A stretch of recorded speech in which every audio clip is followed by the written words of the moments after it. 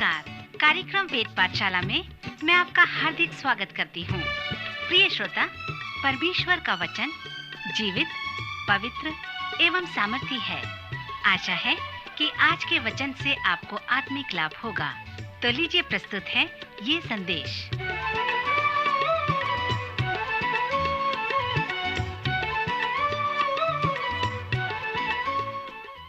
नमस्कार श्रोता मित्र, वेद पाठशाला की अगली कक्षा में आपका स्वागत है।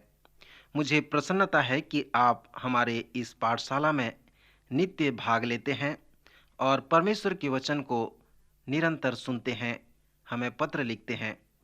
श्रोता मित्र, इन दिनों में हम कुरिन्थ के पत्रियों का अध्ययन कर रहे हैं, जहां पर पौलुस इस प्रकार लिखता है। आप इसे ध्यानपूर्वक सुनें। पौलुस परमेश्वर की इच्छा के द्वारा यीशु मसीह का प्रेरित होने के लिए बुलाया गया और भाई सेथिस्नेस की ओर से परमेश्वर की उस कलीसिया के नाम जो कुरिन्थ में है, अर्थात उनके नाम जो मसीह यीशु में पवित्र किए गए और पवित्र होने के लिए बुलाए गए हैं, और उन सब के नाम भी जो हर जगह हमारे और अपने प्रभु यीशु मसीह के नाम की प्रार्थना करते हैं। हमारे पिता परमेश्वर और प्रभु यीशु मसीह की ओर से तुम्हें अनुग्रह और शांति मिलती रहे। मैं तुम्हारे विषय में अपने परमेश्वर का धन्यवाद सदा करता हूँ, इसलिए कि परमेश्वर का यह अनुग्रह तुम पर मसीह यीशु में हुआ है कि उसमें होकर तुम हर बात में, अर्थात सारे वचन और सारे ज्ञान में धनी किए जाएं कि मसीह की गवाही तुम में पक्की निकले। यहाँ तक कि किसी वरदान में तुम्हें घटी नहीं, और तुम हमारे प्रभु यीशु मसीह के प्रकट होने की बाट जोते रहो। वह तुम्हें अंत तक दृढ़ भी करेगा कि तुम हमारे प्रभु यीशु मसीह के दिन में निर्दोष ठहर सको। परमेश्वर सच्चा है, जिसने तुमको अपने पुत्र हमारे प्रभु यीशु मसीह की संगति में बुलाया है। हे भाइयों, मैं तुमसे यीशु मसीह जो हमारा प्रभु है, उसके नाम के द्वारा विनती करता हूँ कि तुम सब एक ही बात कहो और तुम में फूट न हो, परंतु एक ही मन और एक ही मत होकर मिले रहो। क्योंकि हे मेरे भाइयों, खलोए के लोगों ने मुझे तुम्हारे विषय में बताया है कि तुम में झगड़े हो रहे हैं। मेरा कहना यह है कि तुम में से कोई तो अपने आप को पौलुस का, और कोई अपुल्लोस का, कोई कैफा का, कोई मसीह का कहता है। क्या मसीह बढ़ गया? क्या पौलुस तुम्हारे लिए क्रूस पर चढ़ाया गया, या तुम्हें पौलुस के नाम पर बपतिस्मा मिला? मैं परमेश्वर का धन्यवाद करता हूँ कि क्रिस्पुस और गयुस को छोड़ मैंने तुम में से किसी को भी बपतिस्मा नहीं दिया। कहीं ऐसा न हो कि कोई कहे कि तुम्हें मेरे नाम पर बपतिस्मा मिला है और मैंने स्तिफनास के घराने को भी बपतिस्मा दिया। इनको छोड़ मैं नहीं जानता कि मैंने और किसी को बपतिस्मा दिया है, क्योंकि मसीह ने मुझे बपतिस्मा देने को नहीं, वरन सुसमाचार सुनाने को भेजा है, और यह भी शब्दों के ज्ञान के अनुसार नहीं, ऐसा न हो कि मसीह का कुर्स व्यर्थ ठहरे। श्रोता मित्र, इस तरह से पौलुस अपना पत्र कुरिन्थियों के नाम जो लिखा है उसको वो प्रारंभ करता है। यह जो पौलुस का पत्र है, जिसे हम पहला कुरिन्थियों के नाम से जानते हैं, यह उस पत्र से जो रोमियो को लिखा गया था उससे बहुत प्रतिरूप है। यह पत्र जिससे हमें पहला कुरिन्थियों के नाम हम जानते हैं, वह एक पास्तरी पत्र है। पौलुस जिस कलीसिया को अच्छी रीति से जानता था, उसको पत्र लिखता है। जब उसने रोमियो को लिखा था, तब वह रोम की कलीसिया नहीं गया था। जो उसने कुलुसियों को कहा था, वह रोमियो की कलीसिया को कह सकता था कि उन्होंने शारीरिक रूप से मुझको नहीं देखा, क्योंकि वह अभी रोम नहीं गया था जब उसने अपनी रोम को पत्र लिखते हैं। पौलुस के इस पत्र में बहुत अंतर है, जो इस रोमियो की पत्री की किस जगह वह कभी नहीं गया है और लोगों को भी नहीं जानता था। पहला और दूसरा कुरिन्थियों, गलातियों और फिलिपियों की पत्री जो उसने उन कलीसिया को लिखा जिन्हें वह जानता था। पौलुस अपनी दूसरी मिशनरी यात्रा में कुरिन्थ शहर में गया और उसने वहां एक कलीसिया की स्थापना की। आप कलीसिया की स्थापना के बारे में कुरिन्थियों और प्रेरितों के काम में 18वें अध्याय में देखेंगे। पौलुस ने 18 महीने कुरिन्थ में बिताए और वहाँ के विश्वासियों को अच्छी तरह उसने जाना। पौलुस इफिसुस में 3.5 साल तक रहा। इफिसुस में अपनी सेवकाई के अंतिम समय में उसने थोड़े समय के लिए वह कुरिन्थ को गया था। उसने पत्र कुरिन्थ को कलीसिया से उसे मिली थी, जिससे उसे पता चला था कि कुरिन्थियों की पहली कलीसिया में कोई समस्या है। इसलिए पौलुस कुरिन्थ को गया। जब वह कुरिन्थ में था, तब खलोए के घर से जो लोगों ने उसको बताया, वो सारी समस्याओं के बारे में उसको वहाँ पर जानकारी मिली। उसे इन जगह के पत्रों से और भी समस्या का पता चला जो कुरिन्थियों की कलीसिया में थी। जब पौलुस कुरिन्थियों की कलीसिया को यह पत्र लिखता है, वह पौलुस पास्टर है, ना कि पौलुस धर्मशास्त्री है। दूसरा कुरिन्थियों के 11वें अध्याय में पौलुस उन सब बात की सूची देता है जो दुख उसने उठाए, जो कोड़े खाए, जो जहाज में उसने तकलीफें सही, जो डाकुओं के बीच में वो रहा, पथरवाह किया गया, सब बातें जिससे वह गुजरा। उन सब बातों को उसके बाद सूची के अंत में पौलुस कहता है, इन सब बातों के अलावा एक बात जो है रोज मेरे ऊपर आती है, वो है सारी कलीसियाओं की देखरेख करना, उसको देखना कि किस प्रकार वे आत्मिक रूप से आगे बढ़ रहे हैं। कलीसिया के पास्टर का कार्य इसी प्रकार का है कि अपनी भेड़ों की रखवाली करना। कलीसिया के पास्टरी कार्य जिस तरह से कुरिन्थ की पहली कलीसिया के थे, वह पौलुस के दुख उठाने की सूची में जुड़ गया, क्योंकि जब उसने कलीसिया के पास्टरी कार्य को संभाला तो उसने दुख उठाया था। जब आप इस पत्र का अध्ययन करेंगे जो पौलुस ने कुरिन्थियों की कलीसिया को लिखा था, तो आप पाएंगे कि यह अति उत्तम पत्र है। परंतु यह दूसरी तरह का उत्तम पत्र है। इसी को हम अति उत्तम पास्टरी कार्य भी कहते हैं, क्योंकि कुरिन्थियों की कलीसिया में समस्या थी और क्योंकि प्रेरित पौलुस पवित्र आत्मा की अगुवाई में उन समस्याओं को दर्शाता है जो कलीसिया में थी। हम जो पास्टर हैं, हमें धन्यवाद होना चाहिए इस सच्चाई के लिए कि कुरिन्थ की कलीसिया में समस्याएं थीं और पौलुस पवित्र आत्मा की अगुवाई में अपने दिन को निकाला, जो उसके लिए ये आज बड़े आनंद का बात है और हमारे लिए भी कि आज की समस्याओं को हम इसके द्वारा उसे सुलझा सकते हैं। जो समस्याएं आजकल हमारे कलीसिया में हैं, वह उन समस्याओं से अलग नहीं है जो समस्याएं उनके पास कुरिन्थ की कलीसिया में थीं। इसलिए अगर हम इस जोश से भरें पौलुस के समाधान को लेते हैं, तो कुरिन्थियों की कलीसिया की ओर दर्शाते हैं और उसे अपनी कलीसिया की समस्याओं में सिद्धांत में उसे लागू करते हैं। पहले भाग में कुरिन्थियों के इस पत्र का मैं साधारण तौर से यह दिखाना चाहता हूं कि जब आप इस पत्र को पढ़ते हैं तो आप इसमें क्या देखें। दूसरे भाग में पुस्तक के एक पाठ के बाद एक पाठ से ही हुआ होगा जिसमें मैं जाऊंगा, या हम कह सकते हैं समस्याओं के बाद समस्याओं से होता हुआ। जिस पौलुस से हमने इस पत्र में उसे मिले, वह उस पौलुस से जो अपनी पत्री में रोमियो के नाम में मिलता था। कभी कभी आपने अचम्भा किया कि जब यह पत्र कुरिन्थ को पहुंचा, तब खलोए का क्या हुआ होगा, क्योंकि जो खलोए के घराने के हैं वह पौलुस के ज्ञान के सूत्र हैं, उनकी कलीसिया की समस्याओं के। एक आदमी व्यभिचार में जीवन व्यतीत करता है, अपनी सौतेली माँ के साथ। प्रभु पवित्र भोज में विश्वासी लोग शराब पीते हैं। अपनी कलीसिया में वह विभाजन है। वह एक दूसरे को अदालत में ले जाते हैं और एक दूसरे पर मुकदमा करते हैं। कुरिन्थियों की कलीसिया में सब प्रकार की इस प्रकार समस्याएं थीं। जब पौलुस कुरिन्थियों की कलीसिया को लिखता है, उनकी समस्याओं को उनको दर्शाता है, तो पहली बात कुरिन्थ की कलीसिया के लोग जानना चाहते हैं कि पौलुस को यह सूचना कहाँ से मिली थी। पौलुस नहीं चाहता था कि इसके बारे में कोई शंका करे।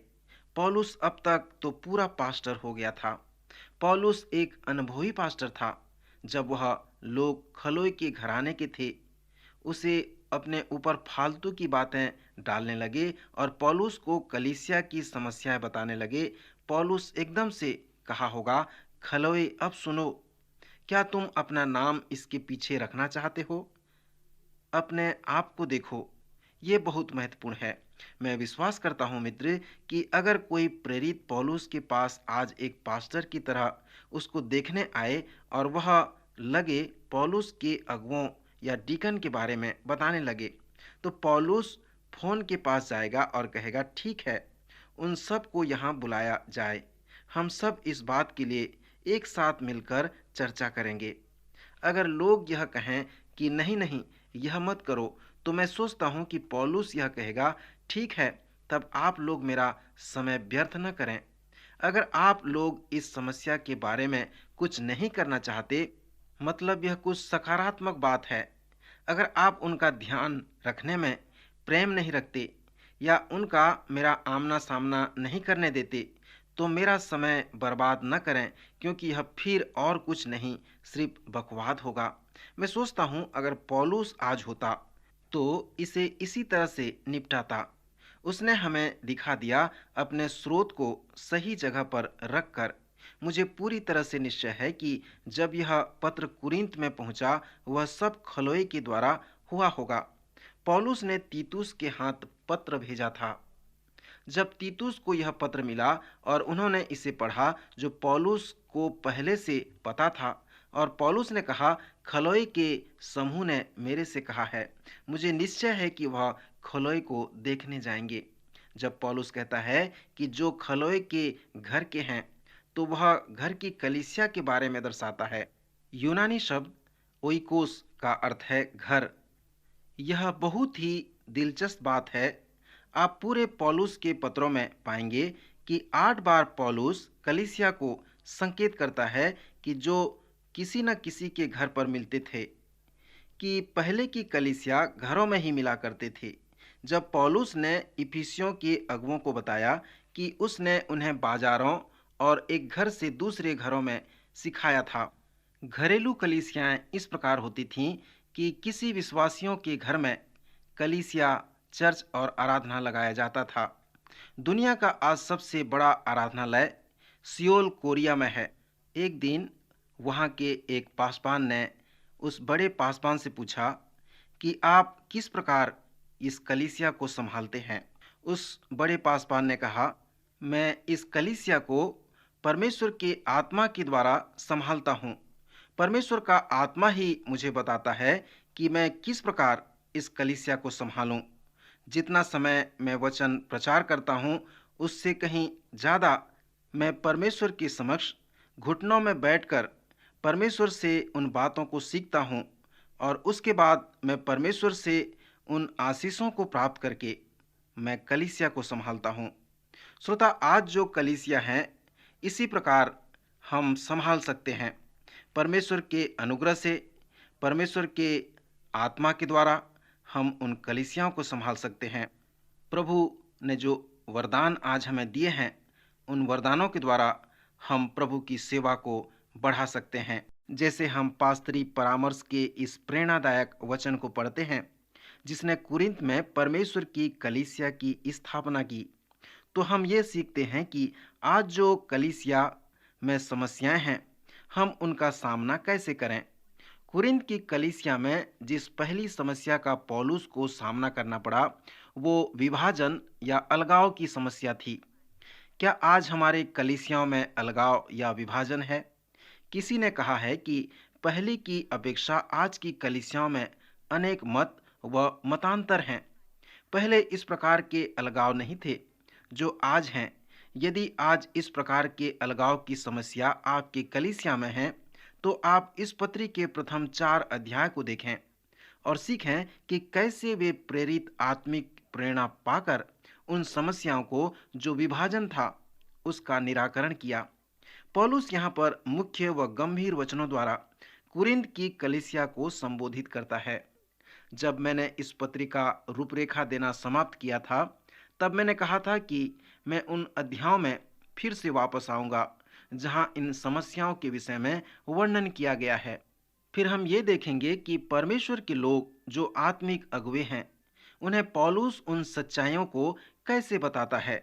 वह पवित्र आत्मा के उन सच्चाइयों को भी बताता है जो आत्मिक लोगों के लिए उस कार्य को संभव कर देता है, ताकि जब परमेश्वर का वचन उन आत्मिक चरवाहों द्वारा सिखाया जाए तो वे उसे सीख सकें। कुरिन्थ की कलीसिया के समस्याओं का सामना करने के बाद पौलुस कलीसिया के अन्य सदस्यों का सामना करना प्रारंभ करता है। जब पौलुस 5वें अध्याय को लिखता है तो अनैतिकता और व्यभिचार की समस्या जो कुरिन्थ के चर्च में बनी हुई थी, उस समस्या को अपने वचनों से उन्हें संबोधित करता है। ऐसा प्रकट हुआ है कि संभवतः एक व्यक्ति जो कलीसिया का अगुवा है, वो अपने पिता की पत्नी को रखता है या फिर उसके सौतेली माँ को रखता है। संपूर्ण कलीसिया के सभी लोग इस समस्या को जानते थे और शायद कुरिन्थ की शहर के सभी लोग भी इस समस्या से परिचित थे, परंतु इसके विषय में कोई भी कलीसिया में कुछ नहीं कर रहा था। शायद जो लोग खलोए के घर में थे, उन्होंने पौलुस को इस समस्या के विषय में बताया होगा। सो पौलुस 5वें अध्याय में उस समस्या का सामना करता है। श्रोता मित्र, जैसे आप 5वें अध्याय के इस समस्या को पढ़ते हैं जिसके लिए पौलुस ने कहा है, तो आप दूसरे कुरिन्थियों के दूसरे अध्याय को भी पढ़ें जो उसका शेष परिणाम है। दूसरे कुरिन्थियों के दूसरे अध्याय में पौलुस ने जो कुछ लिखा है वह पहले कुरिन्थियों के 5वें अध्याय का महत्वपूर्ण अनुकरण या परिणाम है। कलीसिया के अनैतिकता व व्यभिचार की समस्या का जब पौलुस ने सामना किया, तो जब आप उस पर ध्यान करें तो आप पौलुस के उस अनुशासन को देखें। यहाँ चर्च के लिए आत्मिक प्रेरणा का अनुशासन है। मैं विश्वास करता हूँ कि जैसे आप इस विषय पर ध्यान करेंगे कि पौलुस ने उन पाप में गिरे हुए अगुओं के साथ किस प्रकार व्यवहार किया, तो आपका मन आनंदित होगा और आप आशीषित होंगे। क्या आज हमारे पास इस प्रकार की समस्या है? क्या इस प्रकार की समस्या हमारे कलीसियाओं में कभी हुआ है? शायद ऐसे होते होंगे। जब ऐसा होगा तो हम इसके विषय में क्या करते हैं? इसलिए हमारे पास ये प्रेरणादायक नियमावली पुस्तिका है जो प्रथम कुरिन्थियों के नाम से जाना जाता है। मैं विश्वास करता हूँ कि पौलुस की ये जो पास्तरी पत्री हमें बताता है कि जब हमें हमारे कलीसियाओं में इस प्रकार की अनैतिकता और व्यभिचार दिखाई दे तो हमें इसके विषय में क्या करनी चाहिए। 6वें अध्याय में पौलुस कुरिन्थ के अगले समस्या के विषय में लिखता है कि कुरिन्थ के विश्वासी एक दूसरे के अन्यायी थे। जिस प्रकार रोम में चेलों में झगड़े थे, उसी प्रकार कुरिन्थ के चेलों में भी झगड़े हुआ करते थे।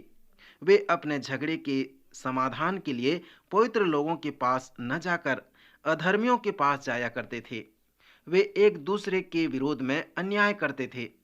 जब पौलुस इस समस्या के विषय में 6वें अध्याय में लिखता है तो वह बहुत दुखी हो जाता है। वह कहता है कि तुम कहते हो तुम में पवित्र आत्मा है, तुम प्रभु यीशु मसीह के नाम से और हमारे परमेश्वर के आत्मा से धोए गए और पवित्र हुए और धर्मी ठहरे। तुम में जो वरदान है उसके लिए तुम घमंड करते हो, क्योंकि उनमें कुछ चिन्हित वरदान थे, जैसे अन्य अन्य भाषा बोलना, आश्चर्य कर्म करना, भविष्यवाणी और अन्य आत्मिक वरदान। सो पौलुस उनसे कहता है कि तुम लोग बहुत आत्मिक हो, तुम में आत्मिक वरदान है, अर्थात तुम में पवित्र आत्मा है। सो जबकि तुम में पवित्र आत्मा है तो तुम में मसीह का मन है, और जब तुम में समस्याएं हैं तो तुम आत्मिक लोग अदालत में न्यायाधीश के पास जाते हो जिसके पास पवित्र आत्मा नहीं है, और फिर उस अनात्मिक न्यायाधीश के पास जाकर ये कहते हो कि हम आत्मिक लोग हैं, परंतु हमारे पास ऐसी समस्याएं हैं जिसका हम समाधान नहीं कर सकते, और आपके पास पवित्र आत्मा न होकर आप हमारी समस्याओं का समाधान करते हैं, आप हमारा न्याय करते हैं, आप हमें ज्ञान देते हैं जो हमारे पास में नहीं है। पौलुस सोचता है कि धन विज्ञान रूप से यह अन्याय है, इसलिए वह उन्हें 6वें अध्याय में कहता है कि सचमुच में तुम में बड़ा दोष है कि आपस में मुकदमा करते हो, वरन अन्याय क्यों नहीं कर सकते हो। तुम अपने समस्याओं को अदालत में लेकर मसीह के नाम को और मसीह की कलीसिया के नाम को कुरिन्थ शहर में खराब करते हो। सो पौलुस उन्हें उनके अन्यायीपन के लिए बहुत डांटता है और उनसे कहता है कि जब तुम में इस प्रकार की समस्या हो तो तुम किसी आत्मिक व पवित्र लोगों के पास जाओ जो कलीसिया में हैं, और वह आपका न्याय आत्मिक रूप से करेगा। श्रोता मित्र, यह एक महत्वपूर्ण अध्याय है क्योंकि यह हमें सरकारी कानूनी नियम और कलीसिया के नियम के मध्य भिन्नता को बताता है। सो कुरिन्थ की कलीसिया में इस प्रकार की समस्या बहुत बढ़ गई थी, परंतु एक आत्मा से भरी हुई कलीसिया इस प्रकार की समस्या का समाधान स्वयं कर सकती है। उसे आत्मिक संसार में लोगों के पास अपनी समस्याओं का समाधान करने के लिए जाने की आवश्यकता नहीं है। इसमें आपका पास्टर भी आपको सलाह दे सकता है।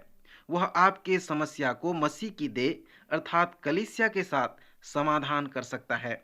आपको अदालत में जाने की आवश्यकता नहीं पड़ सकती।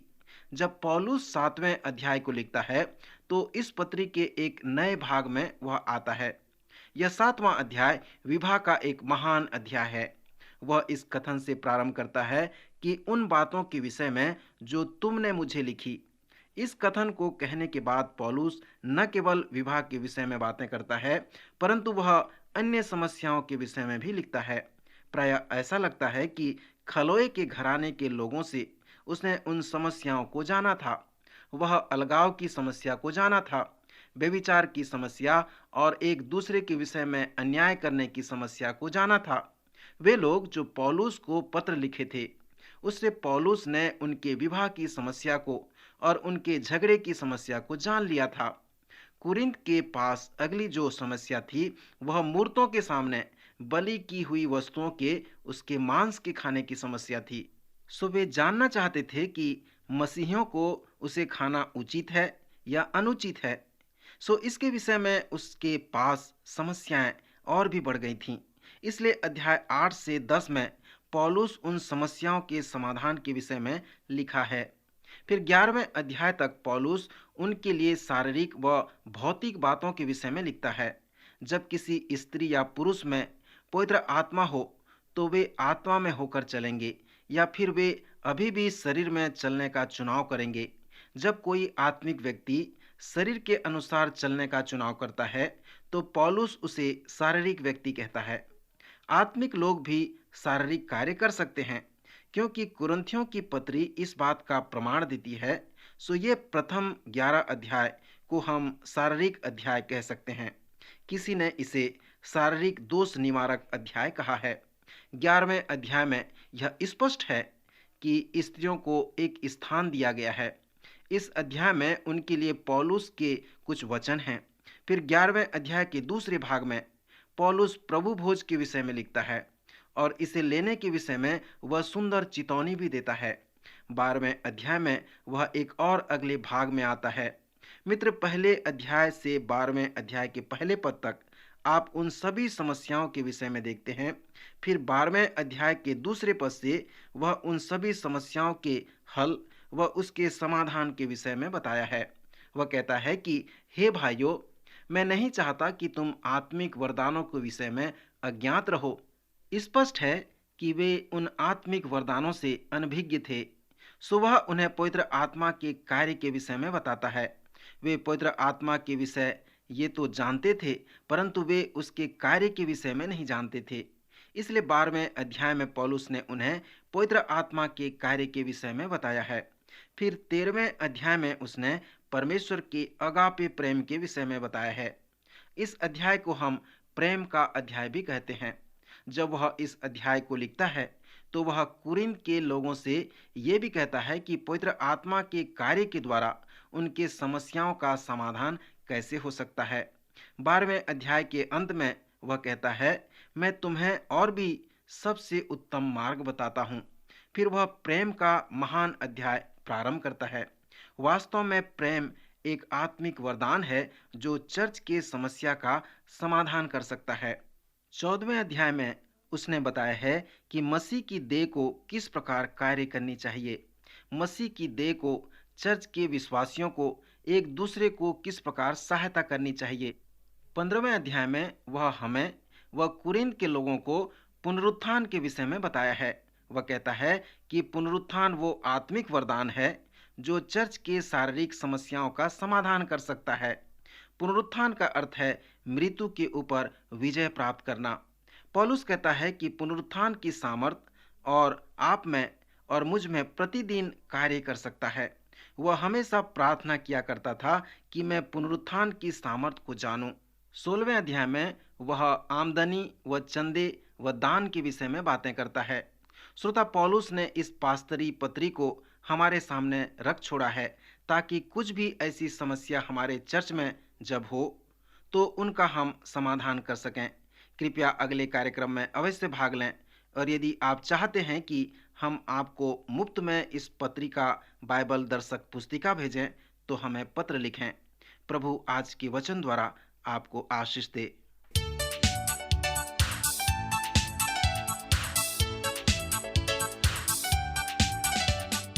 आज का कार्यक्रम सुनने के लिए हम आपको धन्यवाद देते हैं। श्रोताओ, आत्मिक विषय से संबंधित कोई सवाल आपके मन में है तो आप अपने सवालों का जवाब इस पते पर प्राप्त कर सकते हैं। हमारा पता है कार्यक्रम Ved Pathshala, radio Vishwavani, post box number 317, Lucknow 226001, Uttar Pradesh. पता एक बार फिर सुन लीजिए। कार्यक्रम Ved Pathshala, radio Vishwavani, post box number 317, Lucknow 226001, Uttar Pradesh. और हाँ श्रोता, आप हमसे ईमेल के द्वारा भी संपर्क कर सकते हैं। हमारी ईमेल आईडी है hindiembassy@radio.vv.org, hindiembassy@radio.vv.org। अब हमारे कार्यक्रम का समय यहीं पर समाप्त होता है। अगले कार्यक्रम में आपसे फिर भेंट होगी। तब तक के लिए हमें आज्ञा दीजिए। नमस्कार।